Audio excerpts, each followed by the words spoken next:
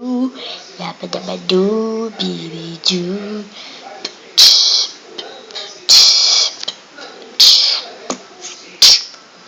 Fala, moleques, aqui que fala é o Samuel e hoje eu não vou jogar Minecraft nem gameplay de jogos. Mas o próximo game vai ser de teu, hein? Vou logo avisando. Bom, então se não é uma gameplay nem Minecraft, então o que é, Samuel? Muito óbvio. É um tutorial de como gravar a tela do tablet ou do celular Android. Eu vou explicar. Primeiro vai ser bem rapidinho mesmo. Mas para deixar um vídeo mais longuinho, também vou ensinar como pôr servers no Minecraft. Bom, primeiro vamos como gravar a tela do tablet. Primeiro vocês vão na Play Store e baixam esse aplicativo aqui, ó, Mobizen. Ó.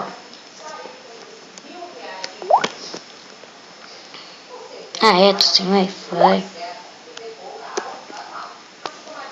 Galera, eu tô sem Wi-Fi, tá?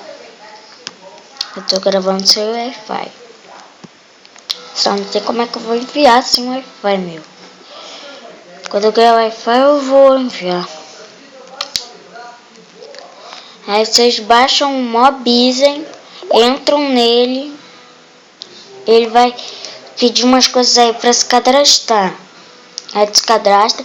Nunca aperte esse botão aqui, Step Verification, caso que esse daqui, ó, aqui de baixo, ó, caso que ele dá vírus. Aí se você apertar, tu tem que instalar de novo.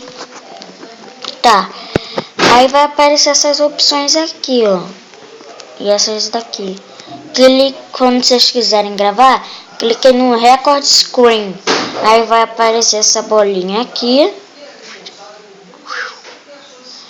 Aí tu clica nela, vai ter a opção de uma câmera azul e uma câmera vermelha assim.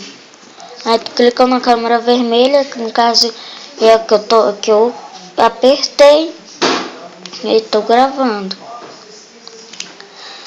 Tá, então é assim aqui, ó, essas bolinhas aqui, galera, são as suas gravações, ó, tá vendo? São as suas gravações. Galera, e a partir de agora também vou deixar meu Skype e meu Facebook na descrição. Tá, agora vamos para como criar um server de Skywars, Survival Games ou Hide and Seeker, mais conhecido como Block Hunter no Minecraft. Olha, vou mostrar do Skywars, galera, porque senão o vídeo vai ser muito longo. Aí, ó, vocês vocês clicam no Edit, External. Aqui vai ser o nome do server, que você pode botar qualquer coisa. Já no Android, você tem que pôr